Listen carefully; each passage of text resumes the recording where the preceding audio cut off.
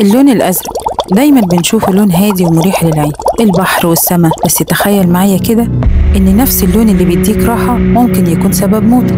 خلينا نبدأ بالبحر الأزرق. في أماكن في المحيط المية هناك بتبان بلون أزرق غامق بشكل يخوف، والسر مش في انعكاس السما زي ما الناس بتفتكر. اللون ده بيظهر لما الأعماق بتبقى مليانة غازات خطيرة زي الميثان وكبريدة الهيدروجين، ودي غازات بتتسرب من باطن الأرض.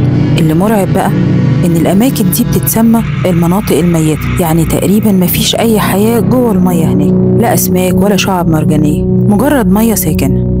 نيجي بقى للجزء الأخطر وهي البراكين الزرقاء. في جبل بأندونيسيا في منجم كبريت ضخم جدا، ولما الغازات الكبريتية بتخرج من تحت الأرض بدرجات حرارة توصل لأكتر من 600 درجة مئوية وتلمس الهواء بتولع فورا، بس بلون أزرق ناري.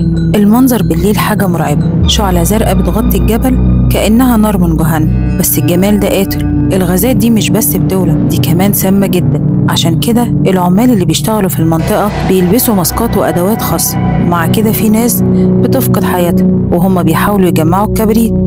تخيل إن مجرد شهيق واحد غلط كفيل ينهي حياته، والأغرب إن الناس ساعات بتفكرها مجرد ظاهرة طبيعية ساحرة للسياحة والتصوير، لكن في الحقيقة البحر الأزرق والبراكين الزرقاء هم رسالة من الطبيعة، رسالة بتقول الجمال أوقات بيبقى مجرد قناع يخفي وراه أبشع أنواع الخطر. فلو لقيت نفسك قدام بحر أزرق غامق بشكل مش طبيعي أو نار زرقاء بتتوهج في الجبل، افتكر إنك واقف قدام سر من أسرار الأرض، سر ممكن يخطف حياتك قبل ما يخطف عقلك.